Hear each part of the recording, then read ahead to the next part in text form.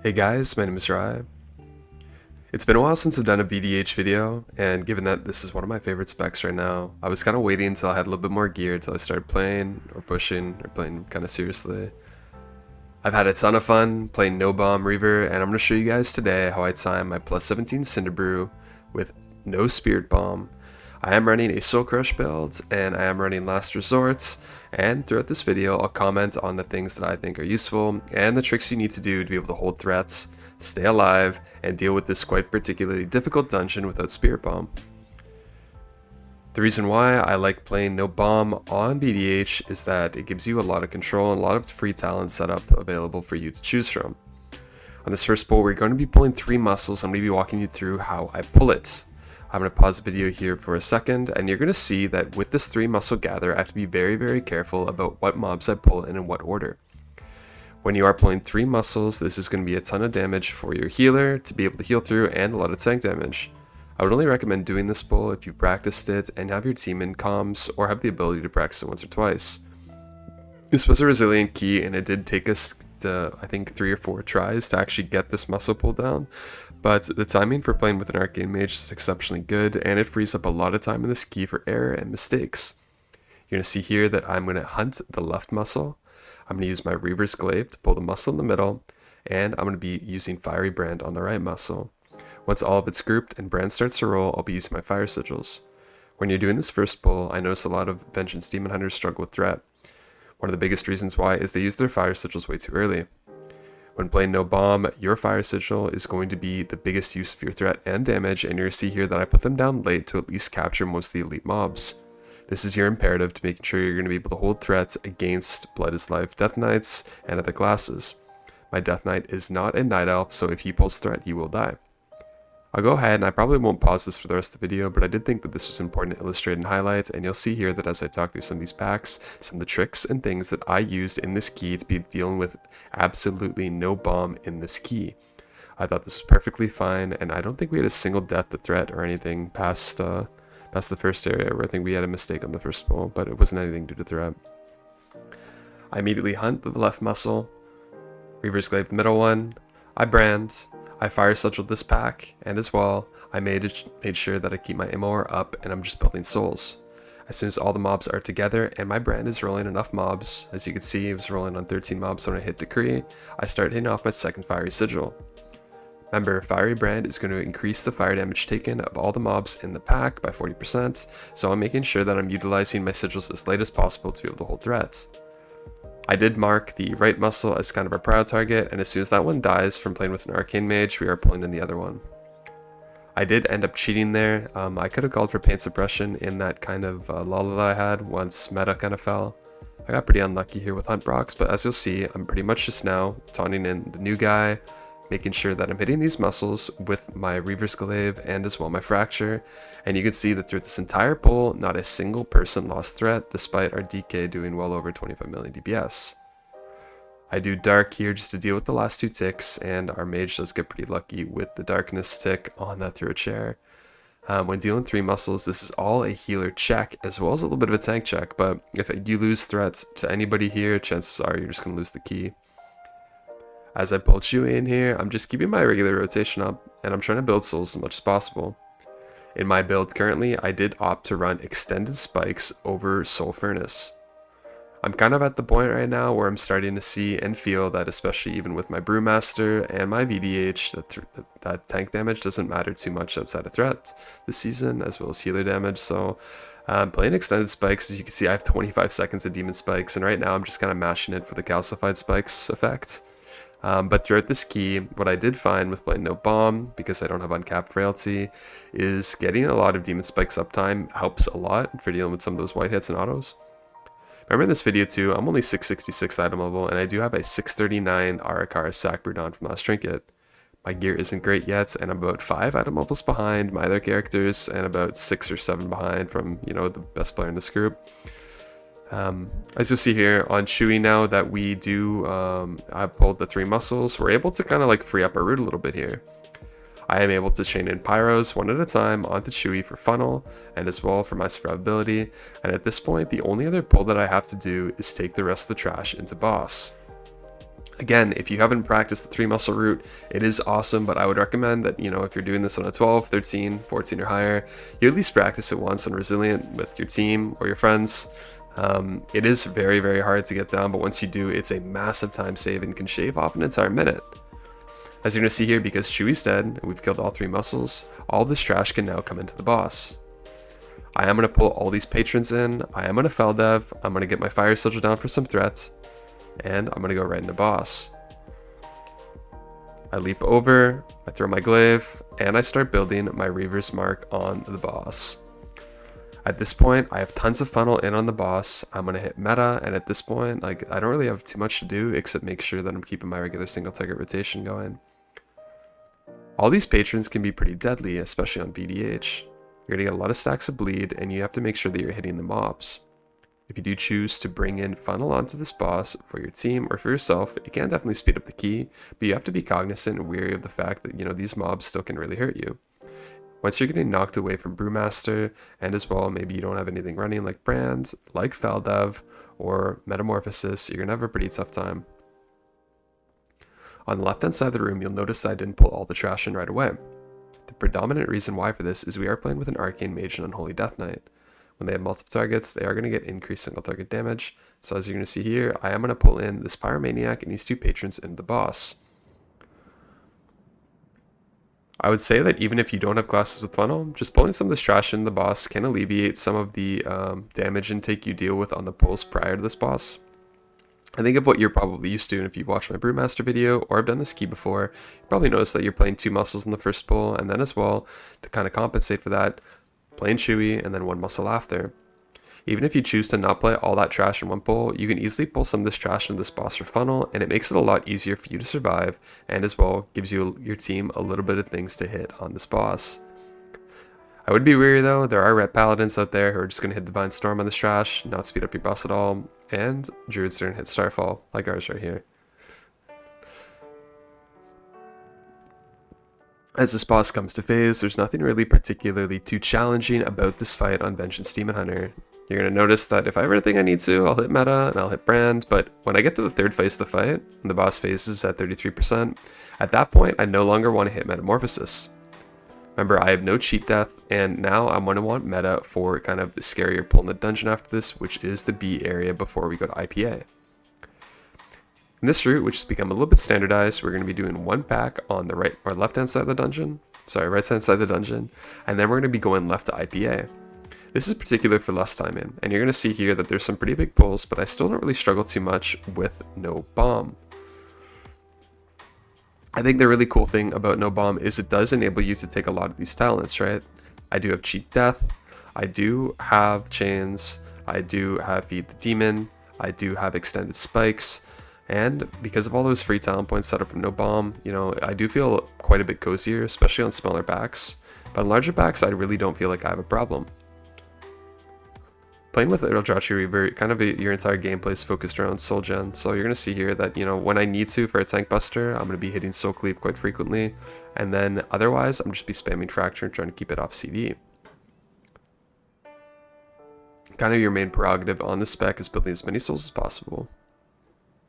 On this gather here, I choose to misery the front 3 mobs to make sure that they don't give me a hard time during this gather. I throw glaive, I make sure that I keep my ammo aura up here, and I put a sigil down as everything's grouped. I choose here not to overlap Fiery Brand and meta, as I'm going to want meta towards the end of this pull. I am Reaver Sclaving and hunting when everything's in, and once Fiery Brand starts to fall, I'm going to be in Metamorphosis. This pack can be quite scary to tank, and the reason why is you're going to be dealing with these final stings from these worker bees. The final stings, if they're not stopped, I have a very good chance of cheating you, or if not, killing you. And you're going to see later in this video, we have an incident at the very end of one of the later packs. Again, Reaver's Glaive, Fracture, Soul Cleave, and now we're calling stops on these final stings. I did manage to get into fel dev there and call a couple stops, and right now I'm trying everything I can to desync these final stings so they don't kill me. You'll see that what I did there was I actually caged the final sting to make sure it was desynced from the other 3 final stings. This enabled me to actually live, and if I had not done that, I would have probably died from them, but it is a good practice to have your team using stops such as Dragon's Breath, Incapacitating Roar, blinding sleet, and saving your Nova and your chains. I have cheat up in about 60 seconds, and I instruct our priest to take the flamethrower. We do opt to skip this 3-pack, as you're going to see the route kind of enables us to pull this pack up here and do the Hopgolbin skip, which you're probably not familiar with. If you're not familiar with it, I'm going to walk through really quickly here how to perform this Hopgolbin skip, which is going to save you a ton of time in your Cinderbrew runs. Remember, I have tanked this key and timed this key on my Brewmaster monk, so this key is of no surprise to me. There's nothing kind of special here that I haven't, prepped for, but it is on a different tank, and especially because I'm running no bomb too, I might run into some different issues with threats and gathers that I might not have had on Brewmaster. In this pack, I am making sure that I'm hitting the Hopgolbin and prioritizing him over any of the other mobs, and if I need to, if my team's low in damage, I'll be swapping to the explosive barrels.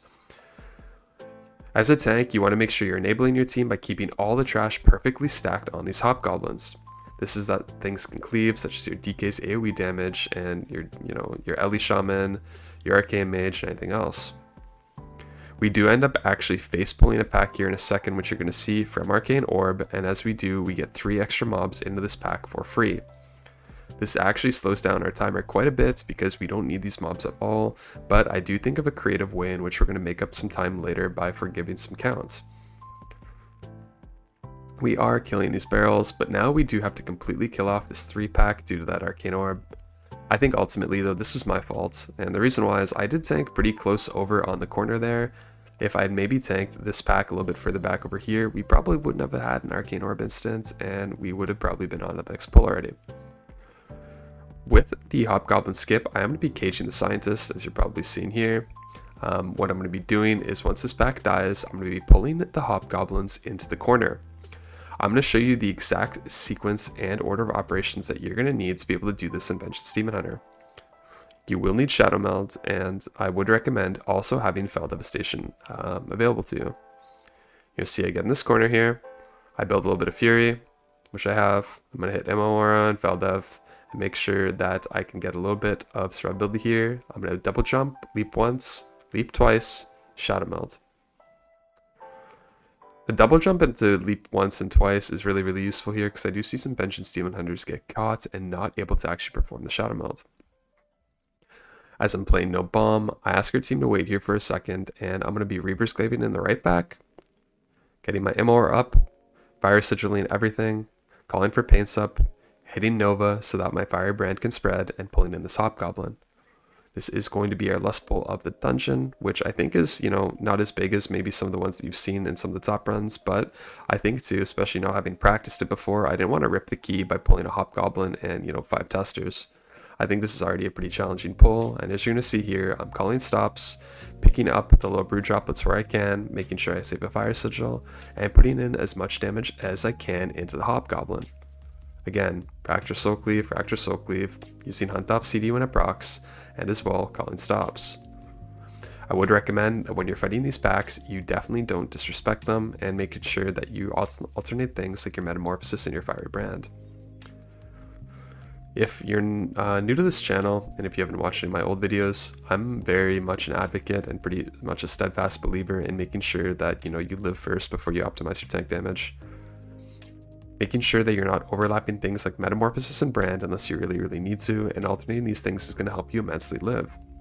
As you'll see, I didn't even cheat on any of these pulls ever since the very first pull of the dungeon, and I've been pretty cozy throughout all the more difficult trash packs in this area, despite my gear. Having extended spikes in this key feels really, really good. As you'll see, a lot of the white hits from the Scientists and the flavor, like the taste testers, can be quite difficult to deal with. I do pull in a Hopgoblin here, and we are now focusing on our batch damage. Remember, you are trying to enable your team as much as possible here as a tank by keeping these Hopgoblins stacked tight on these taste barrels, and as well trying to bait the charge into the wall. Again, brew droplet spawn, I'm going to put down a Fiery Sigil here, and if I need to, I'll taunt in the droplets. We've had no threat incidences yet here, but however, I want to make sure that in this room, with so many mobs available to us, that we're doing our best to make sure that these things feel like they're not being overwhelmed by threat. I do start rolling Brand, I hit a Fiery Sigil, and I'm chaining this Hopgoblin around the room. You're going to see here that I end up pulling the other 4-pack in the corner, and then as well chaining into Boss. Remember, Like I said, try to make sure that everything's always tanked on these explosive barrels, as it's going to try to optimize your cleave. I did a pretty bad job here at the end of this pull with this barrel, but we only had one, so it was okay. I hit Feldev here in anticipation of my next gather, and as this Hopgolbin dies, I'll be pulling in this next 4-pack. Anytime you're fighting pyros, you need to make sure that you either have something focus kicked, or that you're calling stops. What's really deadly about these pulls, and a trick that you can use on your Demon Hunter, or if you're tanking this on any other tank, is that you want to make sure that you have a stop available, specifically in Demon Hunter if you have Chains, Silence, Misery, or Nova to deal with the overlap of the Hopgoblin charge and the free sample casts. I find that the time that people die the most is when they're getting cast on by either Pyros or the free samples, as well as the Hopgoblin charge AoE hitting the raid. In a second here, you're going to see a hit Feldev, we finish off a Tester, and I pull IPA. As a tank on IPA, your entire job again is to enable your team. I'm going to be making sure that I try to keep the adds relatively close to boss so that our Arcane Mage and our Demon Hunter can hit, or sorry, our Death Knight can hit them. But you're going to see here something pretty stupid. I end up staying a Swirly and it actually ends up cheating me here, and I think it's in this frame. Unfortunate way to cheat, but didn't really matter too much, as right now we're just going to be controlling the first set of adds. When the 3 adds are up, it doesn't really matter too much about boss proximity, but I do want to make sure that I keep my Fire Sigil close. If I played a little bit better there, I could add my Fire Sigil, hit those 3 adds and the boss as opposed to just the 3 adds, and it would have probably helped immensely with our damage and uptime. But, you know, like I said, I haven't really practiced this key too much, and there's a lot for me to learn on Vengeance Demon Hunter still. On this boss, I'm doing the exact same combos, I'm keeping up my Reaver's mark, and now I'm making sure that I ping to enable where my team needs to go. When I am playing with a Druid or a Shaman, this fight gets quite a bit easier as I can alternate Cap Totem and Vortex for these adds. I did decide to Misery the old droplets here, and then what we're going to be doing is putting some sigils down, and once I need to, I'm going to be gripping these brew droplets together to enable our team. I'm throwing a Fiery Sigil down, and I'm keeping them close to make sure that our team can get a little bit of cleave. I hit Chaos Nova, and as well, I'm back to hitting the boss.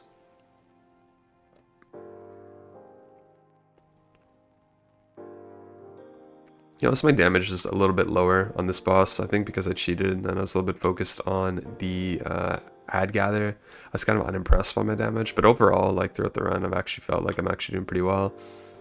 Despite running no Soul Furnace, which is a huge damage loss, no bomb can put up quite a bit of damage, and you can parse pretty high for key level, even without Spirit Bomb. I do hit Feldev, and you can see there I changed these brew droplets together, and I'm trying to keep them a little bit close for my Arcane Mage damage and my Death Knight cleave. These adds die exceptionally perfect together, and now I can just go back to worrying about the positioning for the next part of the fight. I'd say as a tank, there's nothing you really need to worry about here from a tank buster perspective.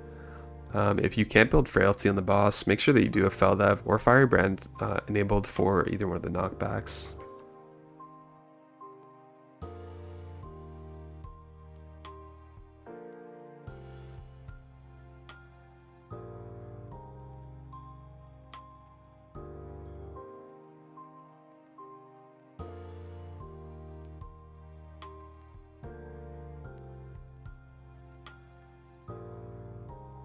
As this last ad set comes out, I'm trying to kite the boss in a way which is conductive of us being able to maximize our damage on the boss.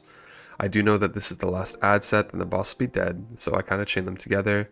I put a sigil down, but unfortunately I don't get the ads close enough to the boss.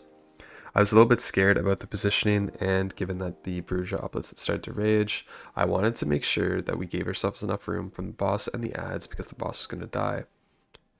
We probably do have one more ad set here, so all I'm going to be doing is kiting the boss away and making sure that the boss doesn't explode in the final seconds of the encounter. We do get dangerously low on that ad tick, but the boss does go down here and we're off to the next part of the dungeon.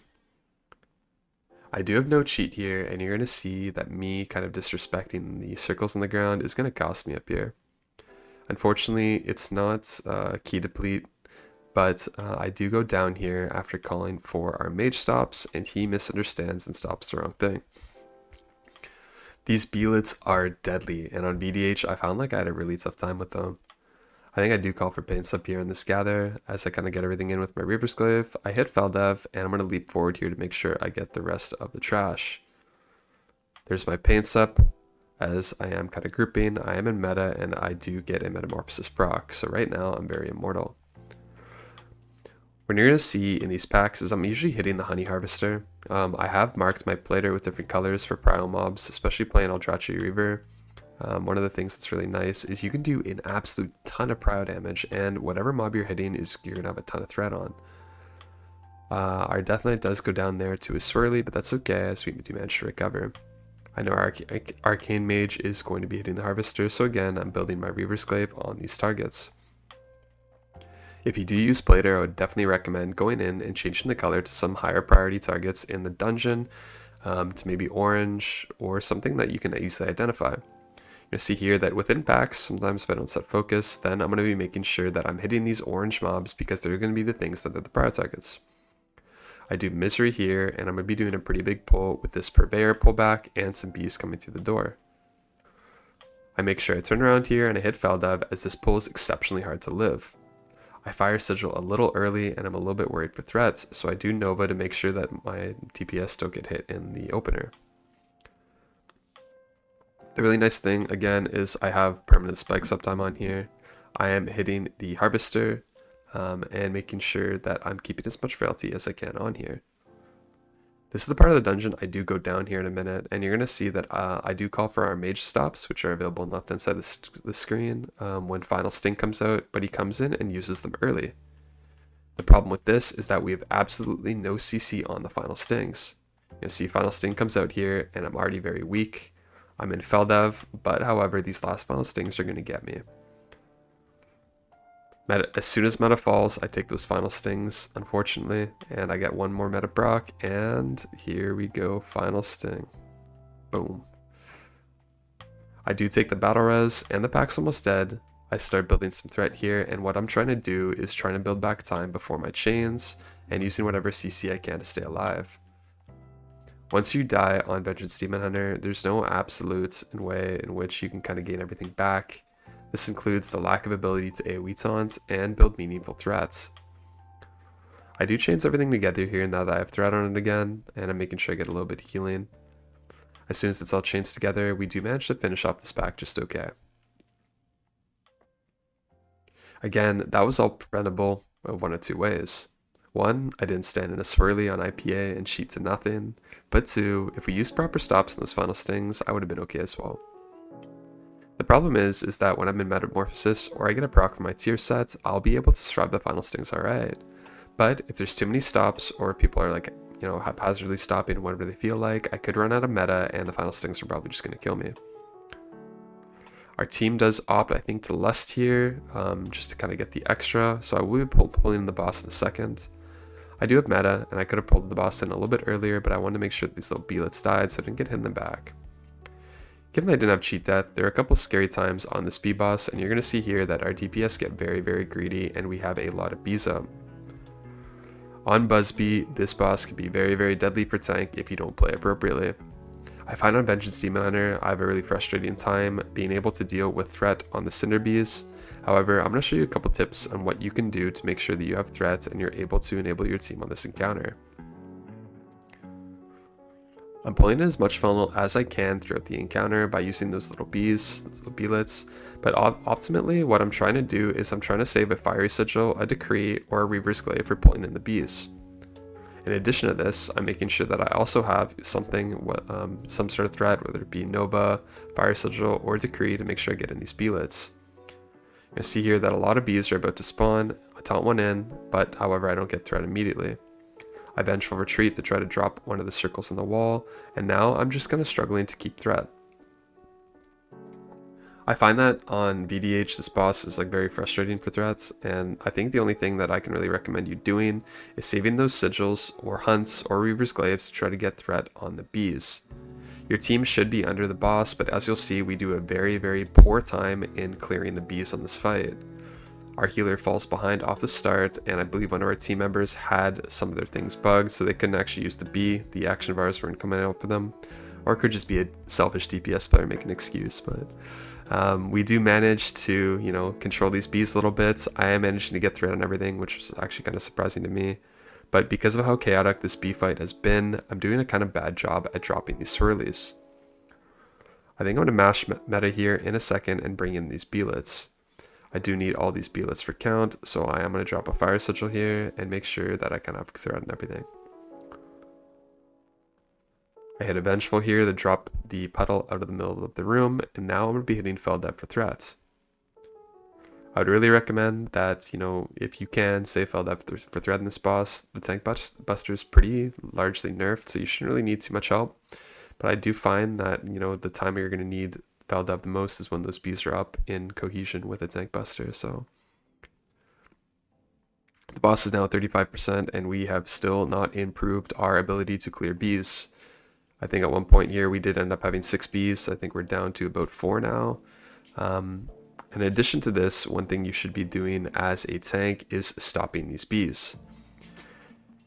The shred that these bees do that puts a bleed on your team member is fully stoppable, so you're going to be seeing there. I hit a Chaos Nova, and our team is using things like Dragon's Breath, like Typhoon, like Blinding Sleet, and as well I use Misery and Chains to make sure that these bleeds don't go off. Getting rid of the bleeds in this fight drastically reduced the HPS requirement and the chance that somebody can randomly get global on this fight. We do have a random threat death there to a beast spawning the other side of the room, which, you know, I could have probably avoided, but given that that was the only one in this fight with how hectic it's been, I think I did a pretty okay job. As the boss does come to an end here at 50 million, all I have to do is pull these last bees on. I kind of forgot about them given the fact that I was fighting 5 bees the entire encounter, so these do come in pretty late, but we do AoE these down and we start walking our way over to the last part of the dungeon. I know that at this part now, there's nothing really left for me challenge-wise from a tank perspective, and I've kind of done my time in here to make sure that I can enable our team's success in this key. Again, by this point you can probably see that I didn't really struggle anywhere with living or building threat with no bomb. Remember, our Death Knight wasn't Night Elf, so we didn't have Melds, we didn't have a Rogue, didn't have a Hunter, and I didn't really have the ability to redirect a lot of threats. No bomb is fine, and for me personally, I find it to be a lot of fun, and I find it to be very strong. I've never really enjoyed the Spirit Bomb gameplay, although it's really, really good on uncapped, you know, dungeons. I think I'm still probably going to be playing it, especially in some dungeons like Floodgates. But I found personally that Cinderbrew was still a pretty good candidate for no bomb. For those watching this video, and you've probably watched some other videos now at this point, whether it be Yoda, Kira, or some of the other top VDH tanks, they do opt to run that, you know, no Soul Crush bomb build in here. I think that's fine too, and I think ultimately I'm not going to say that right now. It should be your prerogative to take the build that I'm doing, but I just wanted to show and, you know, showcase and highlight that this build is viable, and if you do really enjoy it, if you find yourself better at it, if you find that the talent point nodes work better for you, that you find it hard to play without Soul Crush, this is a viable build to do in Cinderbrew Meadery. The build is going to be linked to my Radar.io page, and I'll post it below. In the last part of this dungeon, my priest does have one of these, you know, bloke guys kind of MC'd, and we are going to be releasing him at the end. This does help our timer a little bit, but our timer is more than fine, as we're going to have about 5 minutes going into this last boss. This last boss is about 4 minutes with Lust, maybe 3:45, kind of depending on our RNG, but given that, all I'm going to be pretty much doing is clearing barrels on this fight, and making sure that I'm moving the boss adequately to give our Death Knight enough uptime. All in all, if it weren't for my, you know, one really unfortunate death and my 2 really bad cheats to air, I think I could have probably done this dungeon without cheat, which would have probably led me to Cycle of Binding. If you are playing no bomb, Cycle of Binding is insanely strong.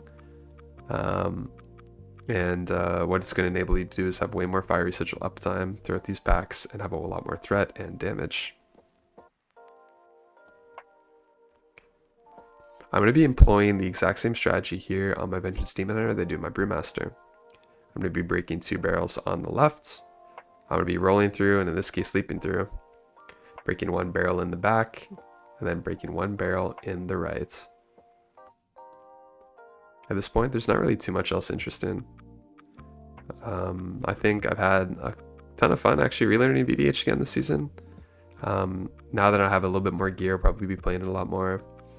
I think I enjoy Brewmaster a little bit more right now, but Vengeance is still, a spec that I really enjoy and I've, typically performed pretty well on. I think if I do continue, I would like to highlight and showcase more no-bomb gameplay, as it's something that I think is a little bit more my specialty.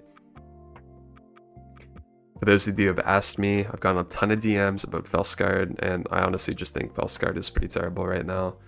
You really don't gain much survivability for what you get, and it interacts kind of poorly with the tier set, especially with the hunt resets. However, if you do find success with it, I'm not going to tell you not to play it. It is a video game, and I think you can definitely play felscarred up to a certain level. What I have noticed a lot is a lot of my pug tanks that have played felscarred just end up dying once meta is over, and I don't think that they understand that, Aldrachi just provides a ton more value in terms of sustain and survivability. And as well, if you're struggling with threat, you can see by this video, threat shouldn't be a problem if you're playing right.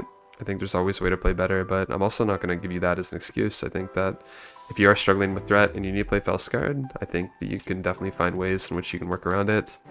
And as well, right, you can definitely play versions of Aldrachi Reaver with no bomb, still do more threats, do more damage, and probably live better.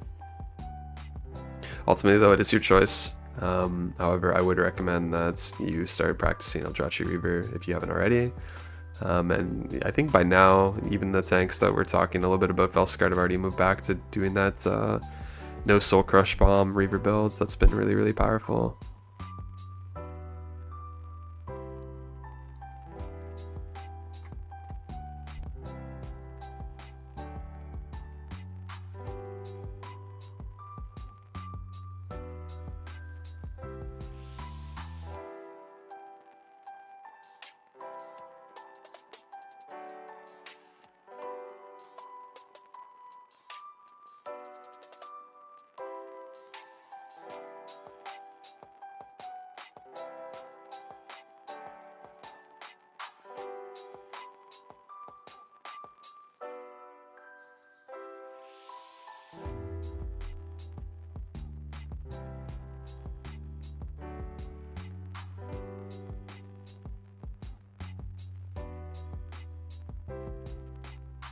As this video comes to an end, hopefully this video was insightful to you in the no bomb Aldrachi Reaver gameplay.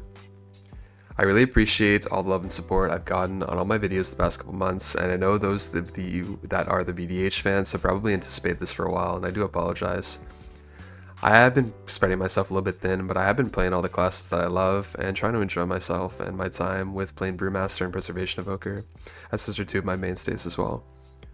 Hopefully this starts the introductory and return of more VDH videos this season, and hopefully I'll be back too, because I do have another really good video that I can post this coming week. If there's anything you think I missed, any key or important gameplay factors that that I didn't do in this run or that you're curious about, feel free to drop something in the comments or in my Discord link below. I have all my UI available for free, as well as any questions, comments, and concerns about any of these videos. So if you feel like I missed something or that you'd like to add to the conversation, feel free to join up the Discord, as it's grown quite a bit in the past couple weeks. Again, thanks again for watching, and I'll catch you guys in the next one.